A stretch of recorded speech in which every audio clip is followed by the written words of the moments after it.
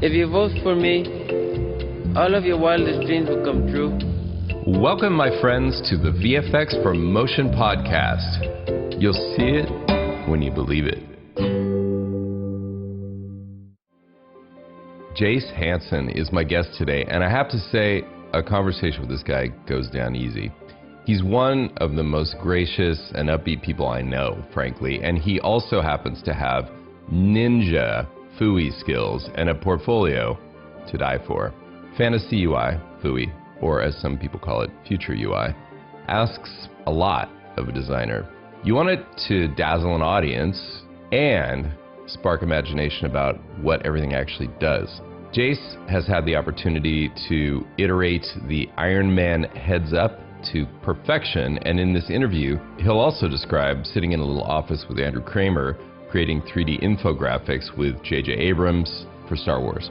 To me, he's one of those people who's a true natural at his craft, and that really seems to make him work harder at it. So, here's my conversation with Jace. All right, Jace, so to start out, I want to ask a question that some people would put at the end of their podcast, but I'm really curious, what were you most into when you were a 10-year-old kid? Like, it's a slightly leading question, but I'm just sort of curious, like, because they say, there's a saying that whatever you were passionate about when you're 10, if you manage to do that as an adult, it means that you've picked a good career for yourself. You've made it. I'll tell you exactly what I was into. I wanted to make models for Star Wars. Physical models. I think at 10, at 10 years old is when I realized that they were using like spray paint and airbrushes on these little models to create what I thought, was life size and giant and flying through space. That was the first I think I saw a picture. I saw a picture of a TIE fighter. And they were spray painting, or they were painting the paneling and stuff on it. And I was like, I know how to spray paint. Like, I spray painted my bike once. And I know models. I had made like an airplane or something. I'm like, I know models. It was the first like connection of the magic of the big screen being a little bit attainable for a little kid like me. It was that kind of a feeling. And I was like, dude, I want to do that. So I was like, I want to make models for feature films. Oh, yeah. Well, you're just a little too young, or that could have been totally. Well, yeah, by the time I was old enough, it was all green screen and digital. And I was like, oh, no, where'd the models go? Right. I worked on Pirates of the Caribbean 3, which was really one of the very last big feature films to rely heavily on practicals and miniatures. It was really fun to work with those elements, dude. Yeah. I mean, it's still a dream, to work on that kind of thing. There's nothing like it, Mm-hmm. The digital it has the same feel to it, to me at least, right? Where you can just get insanely detailed and insanely, just insanely geek out on those little items and those little details and stuff. All right. Well, so that does seem to connect to what you do now. Yeah, a little bit. Yeah. So building fantasy UIs. So let's see. We've got the technical side. We've got the builder side. We've got the detail side. And we've even got that thing when you build models and they're made up stuff like Star Wars spaceships. You wonder, like, okay, what's that thing for? Like, you've got all that kind of time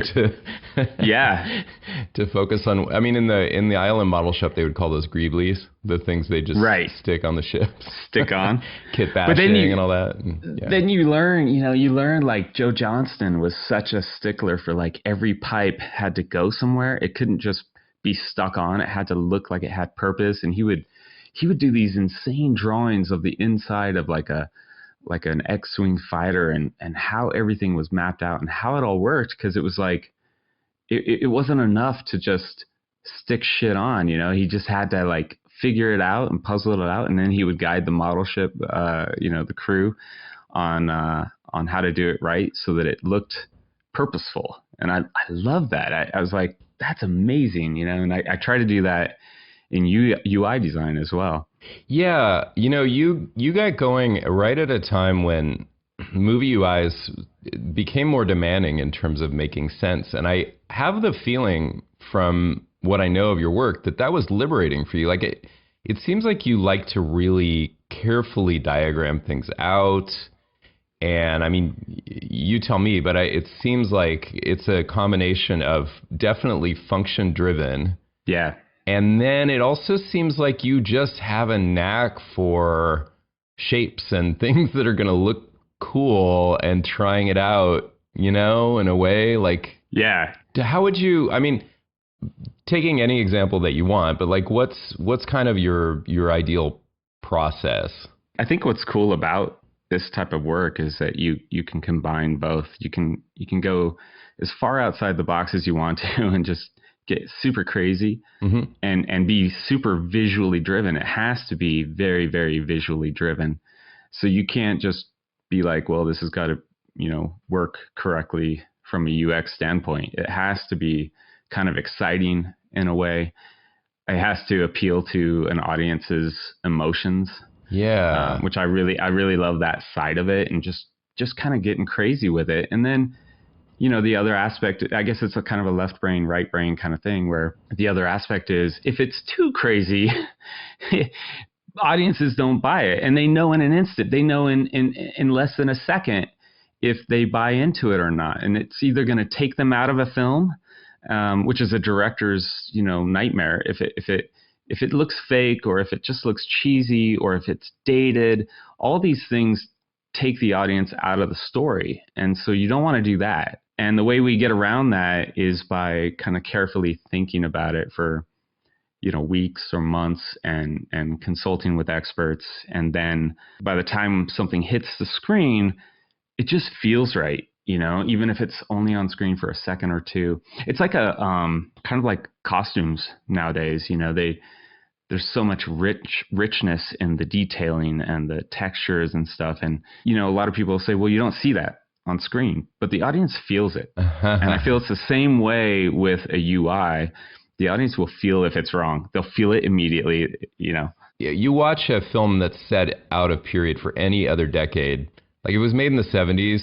Even Star Wars, like you can feel the 70s-ness of, and Star Wars Right. is really less guilty of this than many. I mean, Star Wars in a way took what was really popular in the 70s, like new deco and stuff, and just really went for it, which is great. Yeah. So before we get into some specific projects and so on, you're based in Las Vegas, and for the most part, you've worked from there, but on teams. I remember running into you at Cantina Creative at one point. On the first Avengers. Yeah. Other than that, unless I'm wrong, you've managed to really just make your career work in Vegas. Yeah, out of necessity. I live here in Vegas with my now wife. Just got married. Yeah, congratulations. And thank you. And, her family is here. My family is here. And her grandma is here, and we realize like we don't want to leave. Like we like it here. It's great. Can live like a king. The cost of living's lower and everything, and no traffic and everything. Lots of benefits, and it's driving distance from LA. It's a 4-hour drive. So I kind of thought about what I wanted as a career, and I thought, if I could define it at the outset, it would be working on top level films, not getting burnt out, not ruining my relationship with Chelsea. I heard all the horror stories, working on films and stuff. You're always traveling, you work too much, you're doing 16-hour days and all that. So I kind of was like defining it in my head, like what would be the ultimate? Well, that would be like working from home most of the time, and traveling out a few times, being on set a few times would be really cool. And somehow was able to make all that become a reality. So it's been good. Yeah, I mean, I even remember when I was in there at Cantina, I specifically remember other guys on the staff there talking about really tiptoeing away from direct work with studios on features. Like it was just starting to get so dicey, and there was a real strategy, especially in LA, of almost like trying to find any other kind of work, like just not for the studios. So yeah. Well, so many studios imploded, even though they were working so hard. No, I mean that's the era of Life of Pi and all that. Yeah, for sure. And so what was it worth? Yeah, I saw all that happening, and I was like, I gotta find a way of doing this without. And a lot of it I owe to Cantina. Yeah. Okay. Tell me about that. Well, they pioneered, really like, having a life and prioritizing your weekends and your night. Like at 8:00, they'd be like, what are you doing here? Like go home. On the weekends, it was very rare, that we'd work weekends. We would, but like if they did, they almost were like, they really treated you like rock stars. I mean, Friday at 5, if you were still there, they're like, Sean would bring around a basket of beers and he'd be like, it's beer o'clock, and it just kept everybody happy and like trucking forward. And everybody was always at their best rather than always drained. And I just love that. And Cantina really was like, I think one of the first companies to say, hey, we're going to survive long term and we're going to do it by like treating everybody, like a human. And they've done that. And they've been probably one of the best companies to do that. So everybody wants to work for Cantina because of it. They get their choice of the best talent. It's really smart, Yeah. So it sounds like you could have ended up in visual effects, like if it hadn't been the lifestyle question, but you really quickly got, into pretty recognizable, whether we want to call it fantasy UI, future UI type of projects. And so what would you say was your breakthrough? Like when did this really start to click for you? I would say my first breakthrough, I mean, it might have been like X-Men. Although probably I had done this like small little things here and there as a, the first time I knew this was a job was from Mark Colleran. I saw his reel. And so for those of you that don't know, like Mark Colleran is a master at this kind of work, and he did Mission Impossible. He really was the first to kind of make it an art form, a serious art form. And he did Mission Impossible and The Island and, Born Identity, all these great films that you've seen his work, right? And I just didn't know. I always thought the work was cool. But his work stood out in an era when a lot of the screen graphics were kind of BS, Right. They're the wrong scale. They're right on the nose. They were add-ons. They're just like... It was all add-on stuff. Yeah, there's alert, Yeah. Access denied, Yeah, he took it to a new level, put care into it. And when I saw his reel, I was like, that's a job? And I was like, okay, I'm spending every day from now on making sure that that's my everyday. That was my goal. I was like, I'm gonna get into this. And it was really hard because film industry is like a little bit hard to break into because of a trust factor, and also who I didn't know anybody really. And yeah, so I think about 2 years of just practicing and trying to learn on my own.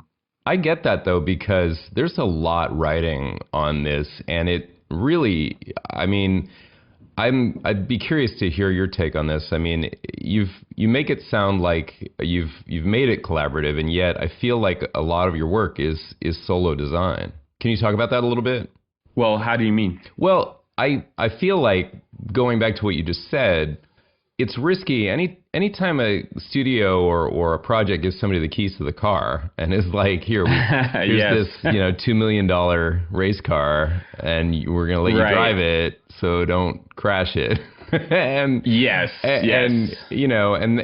so basically on a project like that, if it even starts to fall a couple weeks behind. And I totally got that from. So Gladys at G Creative was the first one to really give me a chance. And, for a while before, she was like, I'm just looking for the right project, just something, kind of lower profile, right. Protecting her and me, because it would be terrible for me to mess something up. And so she tried me out on a few things. And even Cantina, I had to kind of prove my worth. They tried me out on a commercial. So I did some screen graphic stuff on a commercial, months and months before anything actually was on a film. And I think, yeah, you got to earn your dues, and you got to see also personality wise, you know, like, are you the person? I mean, I'm doing that now. I'm like hiring people and having people work under me. And yeah, that's the big thing. Are they going to ditch out when everything's super high pressure? Mm-hmm. You know, because films carry a pressure that you don't expect. Like, you're like, wow, I got this film. This is awesome. But then you're like, holy shit, I'm on this film. And then you're like, right. I better deliver, you know? Yeah. They're expecting some greatness, and I don't know, you know? I had a conversation just a couple weeks ago with Dov Rosh, who was designer of the original Iron Man. Yes. HUD. And he talked about, because the orphanage at that time was based in the Presidio, and he talked about going for walks, you know, like when he was ready to explode, man, and just feeling like, I want to leave. I don't want any more. He spent a year, or more maybe on figuring out just the compositing aspect of that. And I mean, mad respect on that. Yeah. And you have those times, I'm sure he had those times where it's like, you know, what are we going to do? Why is it not coming together? So you were, okay, so let's break this down by time. So at Cantina, you did Iron Man 3. And that was is that right? Was that your first project there, or were you, because when I saw you, that's what you were working on, but you had already. I think you were on the first Avengers, which is Oh, before. maybe. Yeah. So the timeline. So basically, Cantina kind of evolved out of Pixel Liberation Front, which was on the first Iron Man, doing some of the design. They were actually doing previs, but then Kent Secchi did some design for the first Iron Man HUD, and this was all Pixel Liberation Front. It was Sean Cushing, and then they did Iron Man 2, and then kind of split off. Sean and Stephen Laws kind of split off from there and decided to form their own thing. Wanted to do rather than previs, wanted to do finished work, you know, and just focus on that, and screen graphics being the number one thing. Yeah. And that's when I started to become really involved with Cantina. I thought it was over when I heard, like, oh man, they're splitting up. I thought, oh, okay, you know, what are they going to do? Like, I don't know, maybe they'll just do commercials or something. But sure enough, I mean, they split up and they got every major feature film. I mean, they just crushed it. But that's kind of how it all evolved out of that backstory there. Yeah. Okay. So anyway, so you said it took a few projects. I mean, I was asking about your breakthrough. I don't know if there was maybe Rise of the Apes. That was with G Creative, and I think that was the first film that I had a major role. I did like 5 minutes of motion graphics all by myself, and it was major storytelling stuff, you know, and it was like DeFranco up with this big glass holographic wall behind him, explaining how the apes become smarter via this drug. And it was so many science, medical viz. I was so not ready for that, but I did it and delivered it, and it all got used in the film. And that was really, I feel like, my, you know, where I really felt like I contributed a lot and I did a lot and I came through, you know? Yeah. And the designs really do, again, have this technical intelligence to them that they feel organic as biomedical displays. Yep. And they're recognizable things, kind of CAT scan-y kind of things going on. But then there's pretty visionary stuff with, you know, neurology and stuff that... Now, I'm curious, that's a little bit less than a decade ago, but have you seen this ripple out into real UIs, which I believe you've also begun working on? We could talk about that, but I'm just curious with, for example, these designs, they look a lot like what some real devices are trying to do now. You know what I mean? Yeah, so it's kind of like a back and forth. So I'll research real UI and real software, and then I'll try to one up it, you know. I'll try to make it like sexier and cooler, and also read quicker for the audience, because they don't have a long time to look at it, you know. It's got to be like super at a glance. By having those as my goals, and also tell a story, right? So there's always some kind of story aspect. Every shot, I would have a spreadsheet, and I would define what's the one thing that I want to tell with this UI, story wise. And all of that forces you to design it differently, but also how it's going to be integrated into the shot. So like your course is amazing. I love that this course exists because it changes my design. I'll usually draft up something super rough in Illustrator, and the first thing I do is bring it into After Effects, composite it into the shot. If I have the shot, sometimes I start before the film is shot. Sometimes I'll have an edit or I'll have shots, and I'll put it into the shot, usually track it. And that tells me so much, like, are these things going to read? Are they too small? Is there motion blur?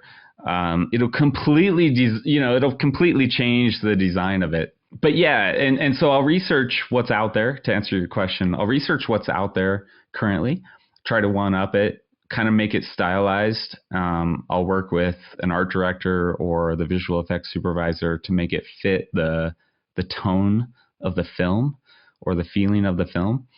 And then all of that creates something new, but it is kind of referencing, hopefully, realistic kind of things. Yeah, I mean, it just feels, the UIs feel dense, and they don't have a lot of the kind of gack that's sometimes used as a shorthand for something super technical is happening here, The wiggly, everything wiggling, everything. This is it was a swipe I was taking. I mean, when I worked on the Avatar UIs, and I take swipes at that for just having all this Unix barf all over the screen, all over the place. It's like, I feel like the future looks more like the iPad than that to me. But so sometimes you're like, actually when we were doing the HUD, so every time we redesign a HUD for Iron Man, every suit has a new HUD.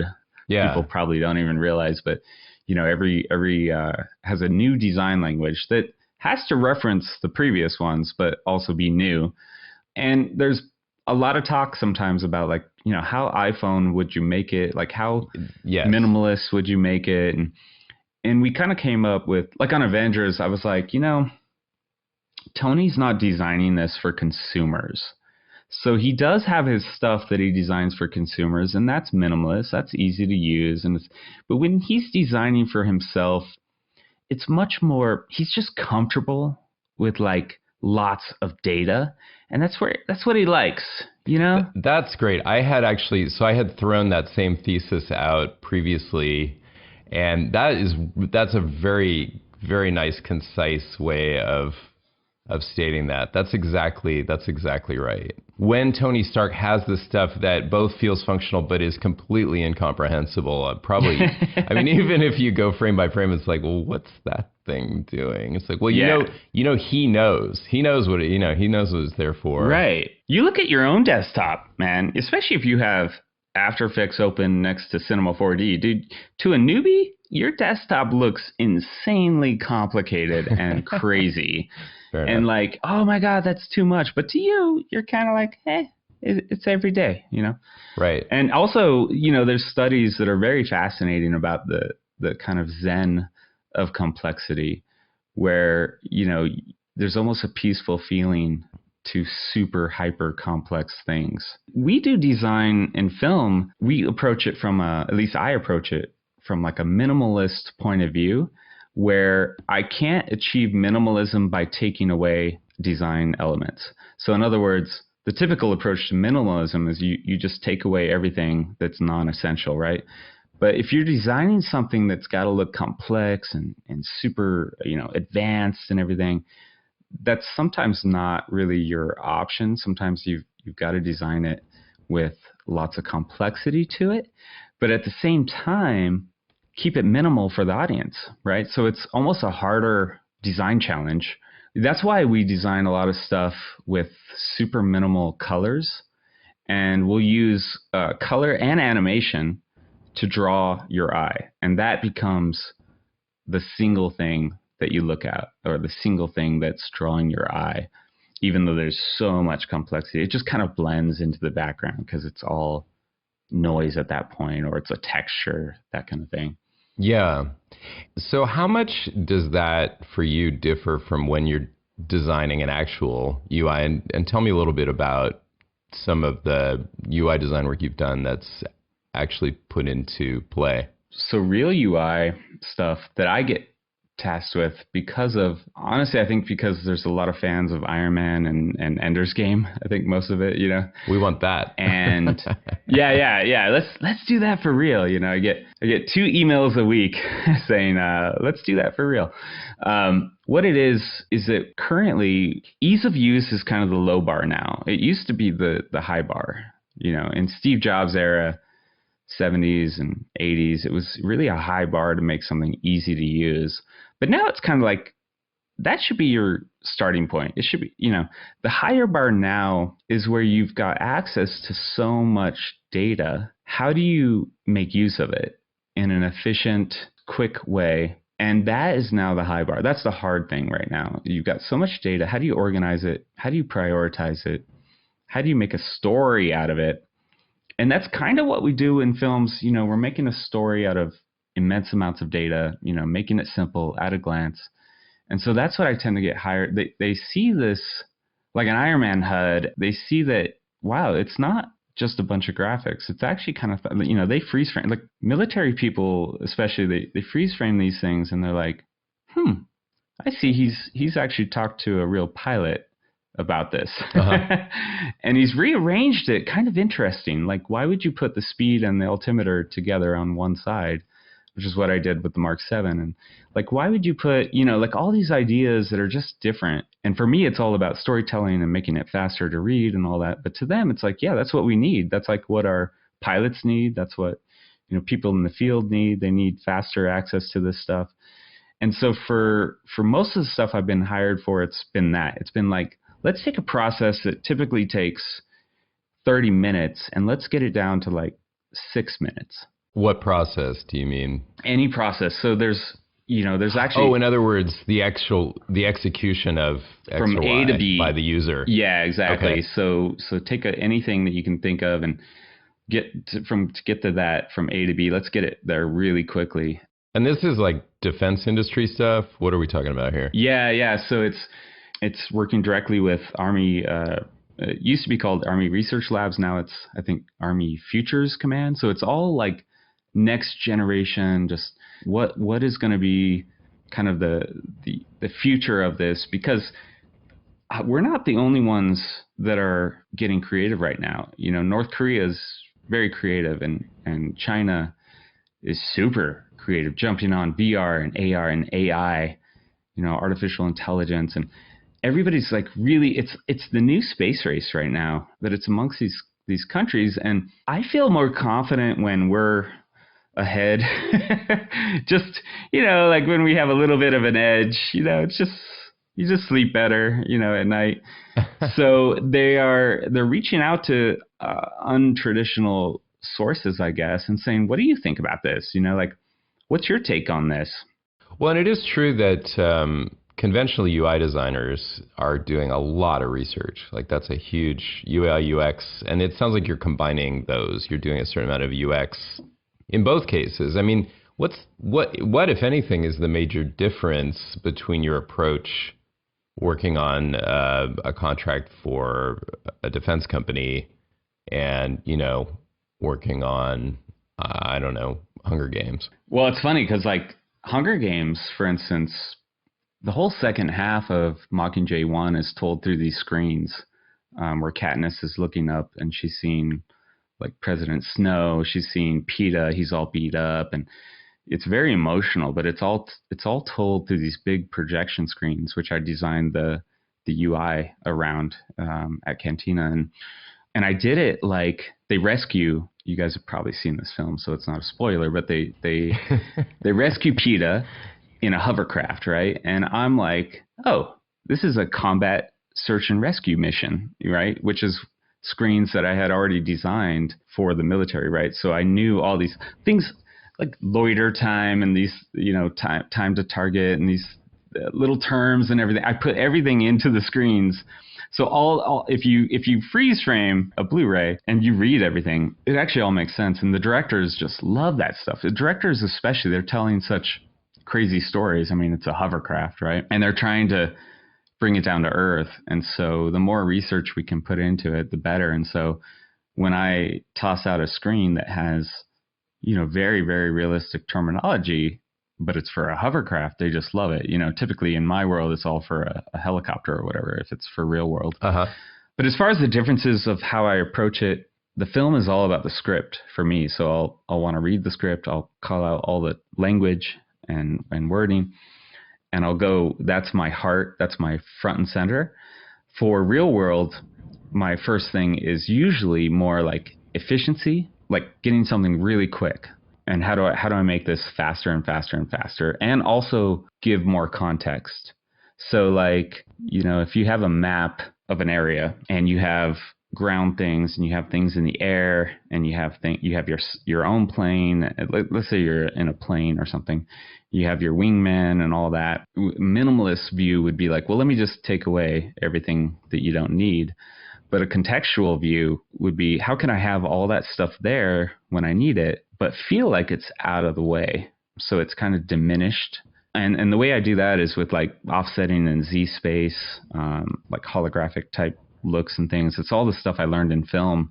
When you're looking at like Tony Stark's face, how do you make his face front and center? Like number one priority is his face. They'd always tell us like, Robert Downey Jr. is the most expensive face in the film, so you gotta keep him looking good, right? But then you have these other graphics, so these would be secondary. How do I tell the audience, hey, this map right here is the second thing you should look at? You only have 3 seconds. Look at the map. Yeah. Here's where he's going. And yet you have 1,000 other graphics. So it's almost like a hierarchy of information. So how do you do that, Jay? Well, there's a few ways. One is it's basically like stuff that you teach, right? Like in compositing, you're teaching, when you look at something and you have depth in an image, you have color contrast that kind of like fades as it goes back in the scene, or like it's more distant. It's cooler colors as it goes more distant. There's like an ambient fog, maybe of the air that lessens the contrast. Maybe it's blurry if you have a shallow depth of field. All these things are exactly what I use in UIs, especially spatial UIs, because you now have a Z depth. And that's a whole new playground for us as designer. Any kind of designer can start thinking of spatial aspect of their UI as kind of the new thing. If you can become comfortable with that or start thinking about that, you're going to be way ahead of the game, because everybody's used to X and Y, a two-dimensional screen, a rectangle.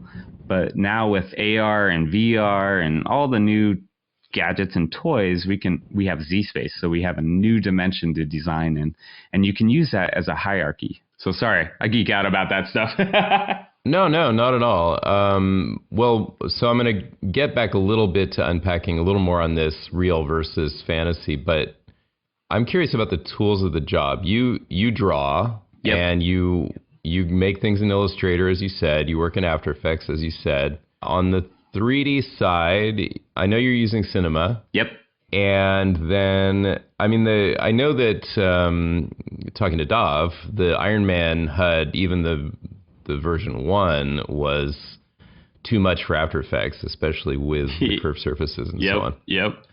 So but that was collaborative for you as well, right? Working on... Yeah, so Stephen Law is really like, so he's co-founder of Cantina. He, one of the problems they had on the first Iron Man was just turnaround of shots and turnaround of changes and things like that. And because it was going from like, you had kind of a workflow of Illustrator, Photoshop, graphics, going into After Effects, animating, then going to Nuke and compositing, right? And so Steven figured out a way of recreating that Nuke setup, but entirely in After Effects. So from Iron Man 2 all the way to every film you've seen with an Iron Man HUD, it's all been Illustrator, After Effects, done. And that's delivering the final stereo plates. And Avengers was the first time we did the HUD in stereo. That was a crazy challenge, but it kind of freeing it up and having it all inside After Effects made it super quick. So we could turn around changes, we could turn around updates. It just was such a seamless, quicker way of doing it. And people didn't believe that we were doing it in After Effects because it's like, I mean, it can be done, but you wrote the book on it, so. Well, yeah, and I mean, some of it does get a little gnarly. And I know, I mean, Steven's probably building some custom little things, for it. I mean. No, it was. Really? No, it was, okay. Yeah, it was pretty straightforward. In fact, using the point tracker, so simplest tracking. And then he just averaged, we tracked Robert Downey Jr.'s nose, his 2 eyes, and then we averaged those into a new null.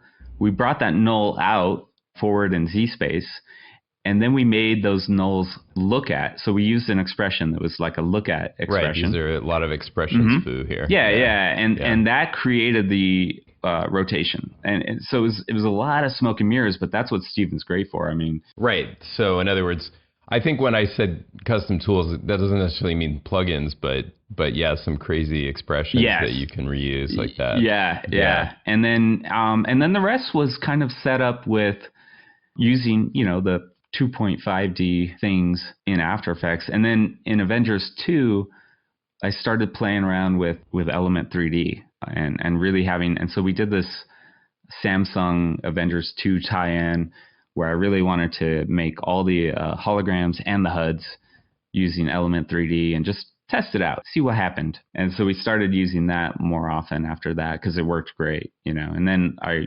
worked on Star Wars with Andrew Kramer side by side for months. And I picked his brain so hard on Element 3D and just like we did all of the shots in episode 7, all the holograms and everything, all in Element 3D and After Effects, just straight to the final shot. So which is insane. That is living the dream for a lot of people listening to this. Well done. Yeah, that was my bucket list. I actually got to ask, Star Wars is not on your IMDb page. Have you just not updated that? IMDb is terrible. I have a credit for something that I didn't work on that's awful that they will not get rid of. It's so inaccurate. Like, I don't think Avengers is on my IMDb. And Chelsea gets pissed off, my wife. She gets pissed off and she writes them and they never update. So I don't know. Interesting. It's a mystery to me. Yeah. I have heard other people who only succeed by bugging them multiple times. Yeah, I guess I got to bug them more often. All right, so Star Wars. So how did that work? Because was that a very distributed team? Kramer, I don't know how he works when he's working with J.J. Abrams. Like, does he stay in his enclave kind of, or is he more in L.A.? What's the deal? Yeah, so this was all in Santa Monica area where Bad Robot is. And I had chased this film down. I was like asking everybody. I was like, I want to work on this film.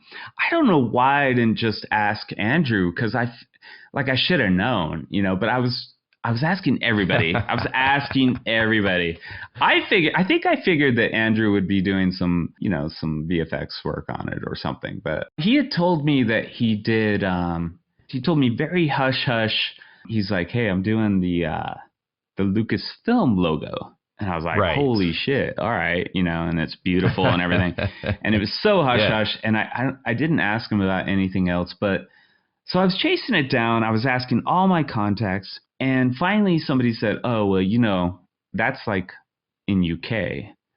So they're using UK companies. And I was like, oh, man, damn, I was so deflated. And so I gave it up. I was like, okay, all right, I guess it's not meant to be. And then one day I get a text message from Andrew, and he's like, hey, I got some questions for you. Can I call you? And just something about it Something about it. Were you guys already in some form of communication at this point? You just hadn't talked to him about it? Yeah, not. Or was that like a cold call? So I've known Andrew since early Creative Cow days, and when he did his first visual effects training course and everything. So, he's been a buddy and a good guy, and he knows Chelsea and everything. And, like you and I meet, at the whole NAB thing every April. And so it's kind of that kind of thing. And I just felt something. I told Chelsea immediately, I'm like, I'm going to call Andrew. And I think I know what it's about. And so I call him because he asked, and he goes, so I know you're the hologram guy, and I've got some questions. And I'm like, yeah, man. Let me know what you got. And he's like, well, I can't really say much, but, this is Andrew's way, right? He's like, you might be able to guess. We've got some droids and they've got these holograms. And I'm like, say no more. So I answered all those questions. I'm fresh off of, doing holograms for the Hunger Games series and the Avengers stuff. And so I'm like, yeah, hit me. I got your answers, So I answered all these questions and I'm like, well, just out of curiosity, it sounds like a lot of shots and stuff. I'm like, who's your team on this? And he's like, nobody. I'm like, what? I'm like, Andrew. And he's like, well, I mean, aren't you in Las Vegas? I'm like, I'm wherever you need me to be. So he goes, oh, all right. He's like, this sounds good. He's like, let me call you at the end of the week. This was like a Monday. He's like, let me call you at the end of the week, see what we can work out or whatever. Maybe something good will come out of this. And I'm like, yeah, man, let's do something. He calls me like an hour later. He's like, can you be here Monday next week? And I'm like, yep. So that's how that started. And I was just, man. Yeah. Cool. So here was out in Santa Monica at the studio. Where were you guys? Bad Robot. So Bad Robot has a production studio. They also have a VFX wing, or at that time they had a wing called Kelvin Optical. It was all the VFX stuff. So I went there, got an Airbnb, showed up. It says American Typewriter Company on the outside of it. I'm like, that's cool. Cute. It totally does not look like anything. It's just not that old trick. Yeah, yep, nondescript. Yeah, good. And you come up to the doorbell, and it's got this camera, and above the sign it says, above the door, camera thing, it says, "Are you ready?" And I'm just like, dude. So I ring the bell and I say, I'm Jace. I'm like here to work. I guess they let me in. And when you go in, you're surrounded by like R2D2 and stormtroopers, and I mean, you're just in the world immediately. Yeah, this sounds a lot like when ILM was a garage operation with a sign outside that said the Kerner Company Optical. That's exactly where they kind of got that. Yeah, it sounds like that. Exactly. Those were definitely, those kind of environments are so great, because that when you're used to the creativity all being on screen, and then you're surrounded by physical objects. Yeah. I mean, all comes alive. Yeah. It's all about. Yeah. Yeah. All right. Yeah. So I sat down to my first shot that they gave me, and it has R2D2, C-3PO, Princess Leia, Chewbacca, Han Solo, like all in the same shot, looking at this hologram. And I'm just like, all right, time to get to work. This is awesome. And that's when the fear, like, shit, what do I do? I hope I make something good, So I guess that worked out. Doesn't sound like it worked out. It worked out. It was good. Was there drama? Was it one of the more demanding or trying, or was there a moment where you're like, I would say it's the most demanding, because it was Star Wars. So everybody on it was doing their absolute best, and it was on a relatively tight timeline. Oh, it was insane. Yeah. So Andrew taught me something, how you could go for essentially weeks and weeks, because we did, on 20-minute naps. Wow. And I mean 24/7. I did not know that was Okay. Yeah, he would just like tell Siri, wake me up in 20 minutes, pass out. Never heard that one. The alarm would sound and he'd be like right back on it. And I was like, how long have you been doing this, dude? And he's like, oh yeah, this is just how I do it. So I started doing it and I'm like, this is crazy. It comes with a drawback, at the end of it, you you definitely sleep for a few weeks, but that's how we got it down. We delivered the last shot of the film and it literally was, I think, a day before the premiere. So it was pretty crazy. I'm pretty sure we delivered the last shot. Yeah. Oh, that's really cool. It reminds me of this matte painter I worked with on Day After Tomorrow who he had a tablet and he was in basically like a Barcalounger type of chair and he's just got his monitors in front of him and he's just painting, and sometimes you'd go in to ask him a question and he's asleep. But he was there all the time, and apparently he made enough off that job to retire. So, oh, gee. Oh, wow. Man, I did something wrong then. Maybe he might have been already on his way. Yeah, I'm not saying that in one shot, but it pushed him over. So it made it worth it.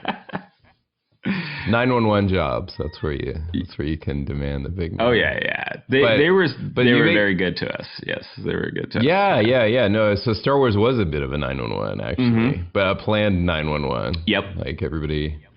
It's almost like, do you think it's, I mean, it's really demanded by the studio, and I can't remember all the backstory on that one, but I do remember for some reason it was very compressed. There was a lot of VFX work that they weren't expecting to have to do, and, so there was a lot of surprises on it, and our shots kept growing, and it was really cool, like Dream Job, where a hologram where Harrison Ford walks through the hologram. But what that means is that you can't cover Harrison Ford's face, in the wrong way. So you really have to art direct every single piece of this ginormous hologram in the Millennium Falcon. Or, and it was brilliant shooting because he would shoot through the holograms. And so that meant we would have this bokeh, that was all, anamorphic because of these lenses and stuff. And so we'd have these slivers of bokeh, and we just make them so beautiful, but that it just takes forever, right? Like, how it is, like when you have nice bokeh and you're using Frischluft and you're creating custom bokeh pieces, it takes forever to render that stuff and art direct it. So you weren't using the Kramer lens flare tool? You're doing bokeh, so you're doing okay, got it. I'm just thinking, in the back of my mind as I'm listening, I'm thinking, yeah, of course, Andrew Kramer plus J.J. Abrams equals... Oh, yeah. So getting flary. So, well, rather than flares, I would say the new flare was the bokeh. We had if you ever watch the shots, you'll just be like, oh, those are really nice. I mean, we analyzed the way bokeh looks, And Andrew really clarified it one day because we had grown the team a little bit, and it was still like five people max, and one day he was just like, no, these shots aren't working. He's like, listen, blur is sharp. And everybody was like, he's like, you got to think photographic blur. It's not mushy.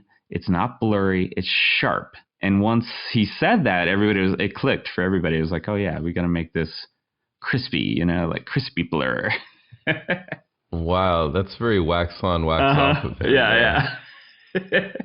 we were using 3 different blurs per shot. So if it was like a far away shot, we'd be using like Element 3Ds built in, the highest quality blurs. We were using Frischluft for like the close-up shots where the bokeh had to be just super perfect.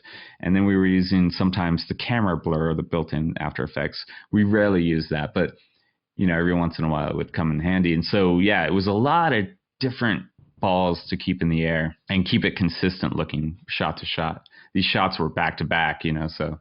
Right. I mean, what was the duration on that job? Man, 4 months. And the 20-minute nap period lasted for 6 or 8 weeks. Is that right? Yeah. in a little room. It was me and Andrew were in one little tiny room. It was like a closet sized, had a little bed kind of thing in it.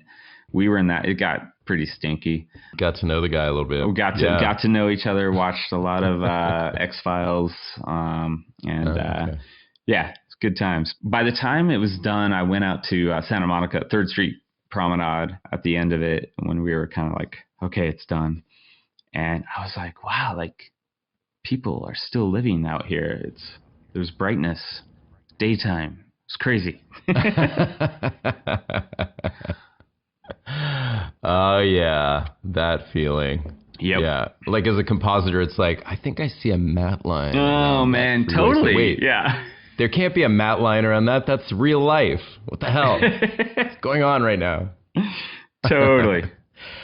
So on that note, it really actually sounds to me like, I mean, one of my takeaways from this conversation is your job is intense and it's high pressure at very specific points. And it feels like maybe if I were doing what you do, it's like you have to get over, you get over a hump, you're like, I'm good. And then you hit another one. And it's like the problems have to be solved and they have to be solved creatively. Like that thing where for me at least, it's sometimes walking away is actually what lets you go, aha, wait. I mean, some of what you're saying makes it sound like you've got a good percentage of the process is often research. Normally, I mean, what percentage of your time on, let's say, a feature film would you say is you drawing in sketchbooks and trying out designs? I would say maybe like Spider-Man, where they came and they said, this was Sean through Cantina. He said, hey, we've got a heads-up display, and it's a Tony Stark heads-up display, but it's not for Iron Man. And I was like, really? And they're like, it's for Spider-Man. And I was like, wait, Spider-Man has a HUD, And they're like, well, he creates a suit for him, it's kind of a gift, he's trying to help him out, and he throws in all the bells and whistles. And I'm like, okay, all right, I see that. Yeah, that could be cool. And they're going to play it up in the film. They're going to make fun of it, how complex it is. I'm like, perfect. I'm totally down for that. So on that project, I already knew the Iron Man language. I knew some of the flight type things, but I didn't know really like what Spider-Man would have. So I wanted to research the comics. I wanted to research, I found a forum where people are creating like web spinner, like actual web spinners and slingers and like the chemical makeups of it's crazy, like all the stuff you can find. And so I kind of allowed myself to go into that just to take something like that you would normally think of as just a leotard suit and make it, okay, how would Tony Stark design this? If he was thinking about it and he put Jarvis on it or he put Friday on it or something, And so, yeah, I'd say I've spent like probably 4 solid days, just solid research, not even designing. I had sketch pads and stuff, but not really designing, just really like mapping out. I made a user manual and I kind of worded it in the words of Tony Stark, like, hey kid, here's your suit. Here's how to use it. And that just helped me get in the mindset of what he, like kind of gimmicky things that he would put in there, like little spiderweb UI. I made all the lines. I made the grid of the whole HUD be like a spiderweb. Oh yeah. So the whole grid, yeah, everything is a spiderweb. And then the line work has this subtle gradient, almost like, and then there's like little water droplets, dots along the lines that are like water droplets on a spiderweb. And because, yeah, you always try to find, like, what's special. They gave me 2 criteria. They said, we want it to be blue and red, kind of like his suit. And they said, we want it to look like a Tony Stark HUD, but not like Iron Man. Yeah. And then you added the element of Tony Stark pranking. Yes.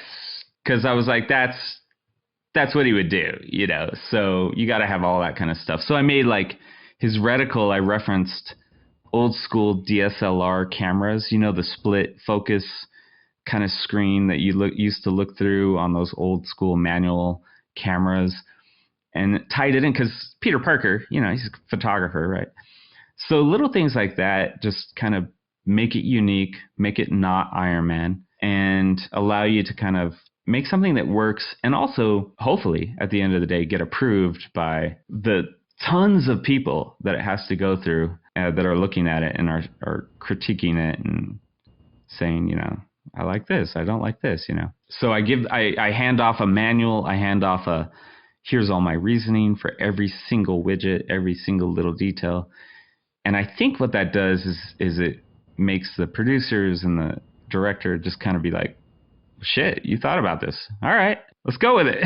So are you saying that's an example of a job that was pure research, or it was just taking it to the stage of handing off the design to be implemented?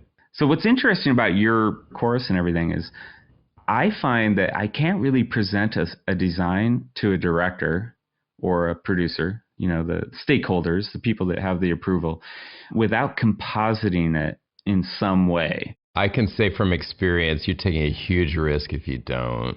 Yeah, if you just show them an Illustrator file or a design, or even if it's moving, even if you've gone to the lengths of doing motion graph, they're not going to get it. But the one thing that really seals the deal is compositing it into a shot. And so like on Spider-Man, I showed him looking at a rooftop. I knew from the script that it was a rooftop. I didn't know really what it looked like. I don't think it had even been shot yet.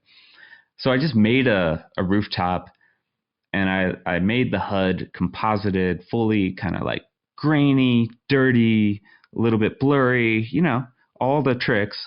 And that allows them to envision it, what it's going to look like. They have to see it as though it were in the film. Otherwise it's just like, what am I looking at? I don't know. I get the sense that you like to bring in ideas that are challenging the brief a bit. It seems like you have a good deal of restraint as well. Have you ever had the experience of going too far? And I mean, is that okay if that ever happens in your experience? Yeah, I think it's always okay. I used to try to deliver exactly what they asked for and then do another version where it's what I really thought they should have. But that takes time. And sometimes, especially on films, you don't have that time. So what I do now is I just deliver what I think it should be, and I back it up. I give all the reasons. I point out things in their script. I point out things about the character. I point out things about real-world user interfaces. All of this is just building up the case for the reason my reason is. And then I say, if you want me to do, kind of what you asked for, I can totally do that. But I don't waste the time, because it takes a long time to, and you want to, if you do something exactly as they asked, you want to make it good enough that just in case they say, yeah, that's it, it's got to be at least pretty good. I have that old problem of getting too soon a final. Wait, I'm not done with it yet. Right. Oh my God. Yeah. So I find, just hang on to it a little longer, really think it out. A lot of people have different techniques on how they present things. Some people, especially motion graphics, I think people tend to deliver here's 18 versions, pick the one you like. I don't do that. I'm like, and this is based on how I work with Cantina, because Cantina doesn't really do that either. It's kind of like, well, here's what we really think. We thought a long time about this. We've really gotten into it. We've eliminated 20 versions that we thought about. And this, I think, is where we should go. So for the Spider-Man, I delivered 2 options. One was more angular, a little bit more aggressive, a little bit more webby. And then I delivered the one that made it into the final. And the one that made it into the final, I just polished it a little. I liked it better. You could tell, I just had a little more finesse on it. And it works. And so I think that's a good way of approaching clients, that, you want to kind of get them on your side of it. You want to make sure that they know you are freaking taking this super serious, and if you're not, then they question it, they nitpick it, they'll have all the little notes about little individual details. Yes, actually, so it really sounds like going back to your first job where there was the issue of trusting you to execute, that would tend to make a junior designer be pretty conservative, and that's probably in many ways the right choice, until you develop that confidence and until not everybody, I mean, some of your clients have great taste. Some have excellent taste, but you don't agree with it, or they don't see things the way you do. And then some really need to be shown like what's going to work. And the more your reputation precedes you, I mean, in a way, you get more pressure with that. But I think you get a lot more latitude, especially the caliber of people you're working with. They know they're hiring you because you're the guy who will do that. But even I always approach every job as though they know nothing about me. You think you've made a name in the industry, but the industry's big, especially when you get to a director. They're not really, they're dealing with so many different people. Chances are, it's like, who's this guy? No, the idea of J.J. Abrams becoming a fanboy of Andrew Kramer is not a normal situation. Yeah, that's true. That happens. That was a cool, unexpected perk, was basically sitting side by side with J.J. Abrams working on that, and I'd have like the graphics up in a Premiere timeline, or I'd be working in Cinema 4D. One day he walked by me and he's like, "This is just so cool." He's like, "You're working on like one of the hugest films in history and you're just doing it in After Effects and Cinema 4D." I know. He was and I go, after he left, and I go, that was interesting. Andrew's like, he knows Cinema 4D and After Effects. That's why he thinks that's so cool. Yeah. Like, those are his programs. He's a little jealous. He'd like to just be there doing that too. Just working alongside, for sure. Wow, that is so cool. So any other great war stories before we go, or anything else you want to throw in? I just wanted to thank you for all you've done for the industry, man. Oh, thank you. My gosh. Yeah, when I got into this, I read studio techniques, because it was like, oh man, that's what I need to know. Nobody's talking about using this After Effects in a compositing environment, and that's all the stuff I need to know. And it was super helpful. And and then the fact that you're doing this course, it's like, I saw that and I'm like, it's such a valuable. I don't think you can really, if you're doing this type of work, like the FUI design and stuff, if you can't show it to your client in the shot, or, some kind of make-believe, even if you're taking I take video of Chelsea and she's doing gestures and then I composite stuff into that, that's enough to where it's like, okay, I can see how this would work. Otherwise you're so severely handicapped. And I think, by having that experience, when I got the big jobs that I did, they just expected me to have those chops. They expected me to be able to composite it into a thing and set the hero screen. That's how we would do it. I would set a hero. I would say, this is how it should look, whether it's on the deck of the helicarrier, or Ender's Game. I was doing the final compositing and stuff. They just kind of expect it, and so it's such an essential thing to have on your tool belt, but it's so hard. It's hard to learn from little pieces. And so the idea that you have this all-in-one boot camp, it's just so cool. Oh, thank you. That's gratifying and encouraging. It's been great. Yeah, man. I really enjoyed it. I have to say, Jace is the kind of guy who makes it seem possible to do whatever you want to do if you're willing to work hard, keep a solid attitude, and if you're lucky enough to tap into what you really love to do. I don't know about you, but the UIs in future-based or sci-fi films are something I really look forward to seeing because of all they, by themselves, tell us about that world. And when they're really compelling, technologists will create something like them for our world. So, as you heard, that becomes a path a motion designer could go down as well. I hope you were inspired by this conversation with Jace Hansen and enjoyed it as much as I did.